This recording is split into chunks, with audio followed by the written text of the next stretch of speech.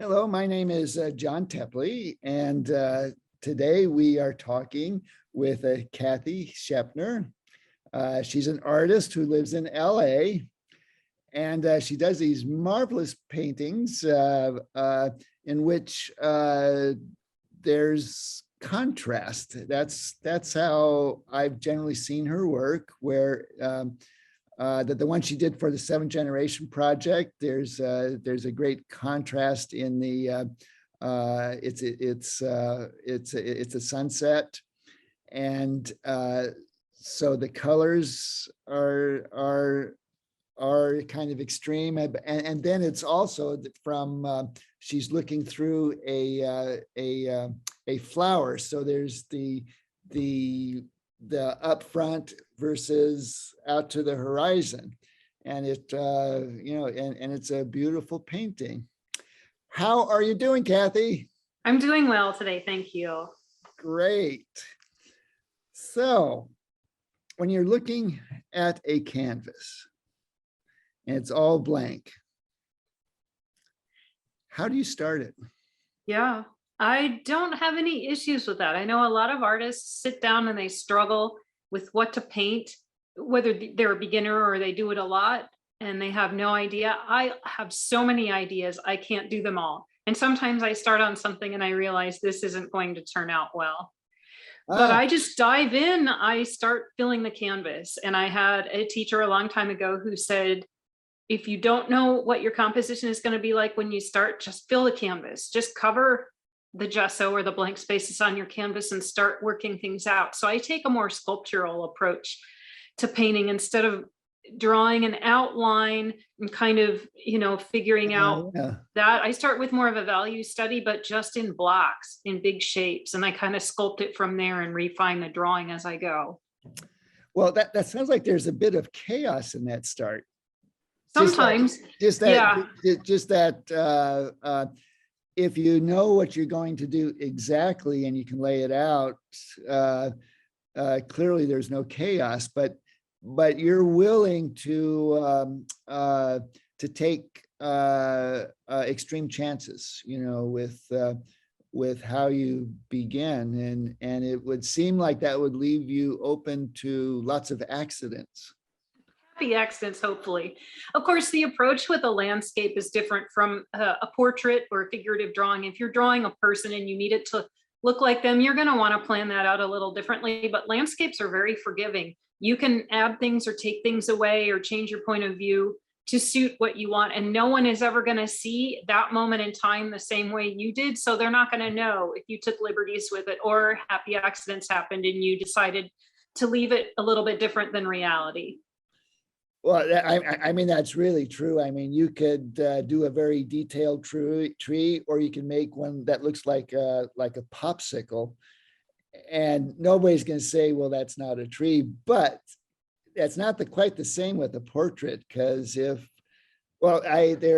John Singer Sargent, he described a portrait, and he was amazing on every level, and he said a portrait is a picture of a person which the mouth is not quite right.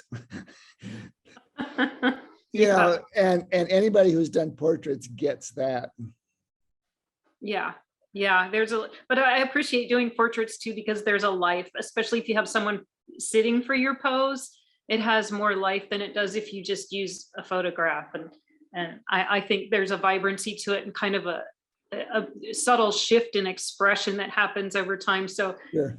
There's nothing that you can capture all at once in an instant that's one facial expression. It's kind of a combination of all the expressions of that person during that time, no matter how still they try to be. But nature is even faster changing. The sun is moving, the wind is blowing, waves are crashing. You just have to kind of learn to economize what you know and make it look, make it work together so that you don't have extremes in light and shadow that aren't there, but make everything cohesive enough, but also full of life. Now, when you're working, how do you approach color? I am really big on color. I feel like I have a good grasp on color, and I was taught early on that using uh, contrasting, or not contrasting, but opposite colors on the color wheel to kind of create a vibration really will get people's attention. So if you have something that you really want to pop an orange, maybe you put a dark blue next to it, or something that's just going to make that color extra bright. I've learned that there are lots of flowers, for instance, that have colors that you just can't buy a paint that's that vibrant, like whether it's an orange or a purple or something that's super vibrant. The best you can do is find a color that you can put against it that will artificially kind of enhance that color and make it seem brighter than it really is, coming, out of the tube or even being mixed. Anytime you mix a color, you start to gray it down. So that's the challenge, is to find ways to put other colors around it to emphasize that color that you want to, and kind of tone down the colors that you don't want the eye to look at so much. And tell me about brush strokes. How does that work in your work? Yeah, because I block a landscape, especially in with just maybe a little bit of color. I kind of look at what the underpainting is going to look like. I use the largest brush that I can get away with. And then I don't start going to smaller brushes until I literally cannot get the shape with the brush I want. So I'm using something, depending on the size of the painting, at least an inch wide. And then when I can't put in dots or highlights or what I need later, then I'll start going smaller. But it keeps me loose, because I am one of those artists who tends to get too noodly with the details, and I work too tight, and parts of it look very stiff and other parts of it get out of proportion. I don't draw super well. So keeping it loose as long as possible for me kind of keeps it more like a painting and less like a strained effort. So I tend to work with the biggest brush possible. And when I absolutely can't get what I want anymore, then I start moving smaller, and strokes, are just, I like to blend things together. I don't draw a lot of shapes. I'm not very graphic artist in my approach. I'm definitely more painterly, or I try to be more painterly, but the organized part of my brain wants me to draw things out and make things very detailed. And I have to force myself to stay looser so that it looks more appealing. Now, looking at landscape, what are some things that attract you? When you're starting a painting, and you're beginning to compose it in your mind. What kinds of things do you look for in the landscape? I appreciate a beautiful landscape, but I like to try to find something that's maybe a slightly different point of view than what everyone else sees. I get frustrated when I go see a landscape and everybody's painting the exact same thing. And it's interesting to see the different takes on it, but I want to try to capture that maybe slightly different point of view. Because if I'm going to compete with 30 other people painting, let's say, a Hawaiian beach scene, I'm not going to have the best one. So I'm going to try to find something that's a little bit different, that maybe someone looks at from a different point of view and say, oh, I would have never thought to do that. Or maybe just an aspect of it that's a little bit off the beaten path. It catches someone's interest as a different way to look at nature. And, sometimes I catch that in a photograph and I use those ideas, but painting outside, plein air, which is very difficult for me, but I force myself to do it because I think it helps me be a better painter. I just try to go out in there and find something a little bit different than what everybody else is going to paint. So I find that very curious that when you were just like talking about the landscape, that you said your painting's not going to be the best one. What could you talk a little bit about that? Because you're a very confident artist, and it just seemed incongruous with your personality. Well, I have friends who are amazing artists that I always try to not emulate their style, but try to learn from. And I've been very frustrated even by artists that just pick up a paintbrush one day and go, I'm gonna start painting, and then I'm blown away by what they're able to do. Like they have this natural gift that was hidden all this time.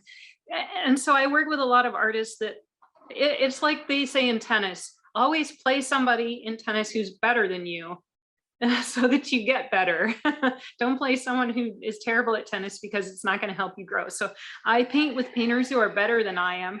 And some people are just really good at making a pretty painting. So if you go out and paint a beach scene or a landscape with lots of nice trees or snowy mountains, there's always going to be somebody that makes a really pretty painting. And everyone's going to like that one. And then they're going to look at the other ones and judge the other ones by that. So it's very rare that I make the prettiest painting. Sometimes I do, but not very often. So it's just a reality, but that's what you go over and look at the best one and you maybe steal some of their ideas for the next time. So when we do look at your paintings, what are some of the strengths that come out? Definitely, I think I'm really good at mixing color and capturing color, not necessarily in the whole thing, but in the parts that I want your eye to wander to. Also, I think a lot about composition. It drives me nuts when I see a really nice painting and there's an object dead center and all you look at is that thing. I want your eye to wander around the painting. You want to think about the thirds and where your eye's going to go with color, contrast, objects, things like that, so that you're always finding new things in the painting. So that's one of the strengths I think I have is in color and composition together, where I'm always trying to, and I do a lot of experimental paintings where I'm trying things and most of them are terrible and they don't work, but they teach me when I want to paint something really well, then I can use the ideas that worked in that and go on there. But if I try to do something abstract, it's usually not very pretty. Now, could you tell me a bit about the location that you painted and what your connection is to it? Yeah, so I live in Los Angeles, but I went down south towards the beaches, Tamarack Beach, and have gone back and forth between there. I go to San Diego, or I was going before the pandemic, going to San Diego a couple of times a year at least. And it would be nice to stop along the beach down there. And I noticed that it was almost always sunnier there than in some other places farther south. And the beach is really wide and the plants are really interesting down there. And then there's people surfing. And so there's a lot of subject matter. So there's resorts down there, obviously, because it's a very pretty area of the beach and it's nice and it's, moderate. And so that's the location that I chose, just kind of as a place on road trips where you stop and you spend a day or part of a day admiring the beach. I want it to stay nice. Now, does art have a role in activism? I think it does. I think you have to be careful though.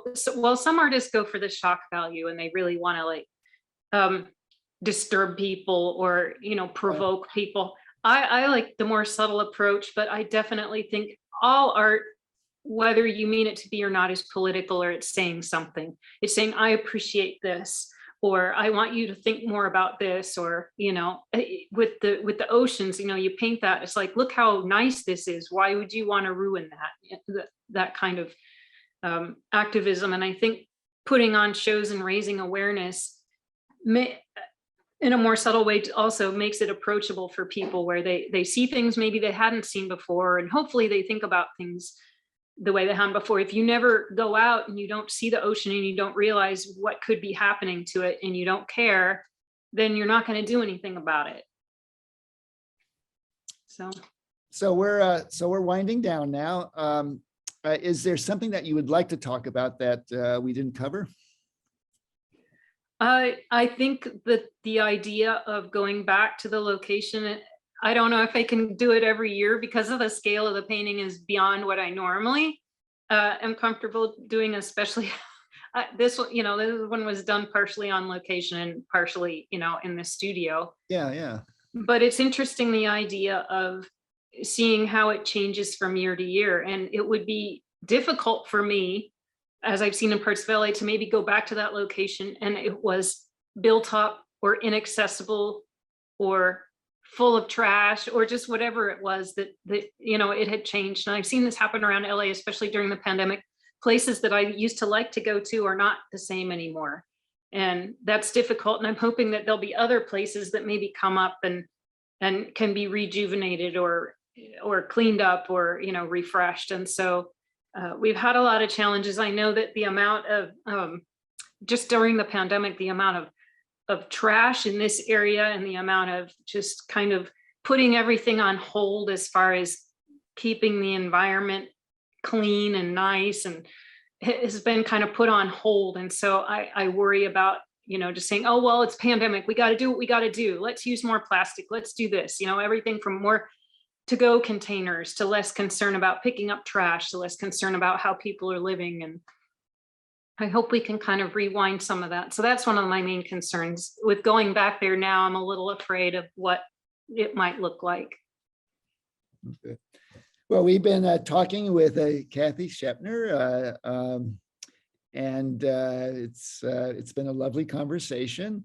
You can see her work. We will be showing this July at the Lincoln City Cultural Center. You can see what we were talking about. So thank you so much for the interview. Thank you. And we will be in touch. Sounds good. I look forward to it.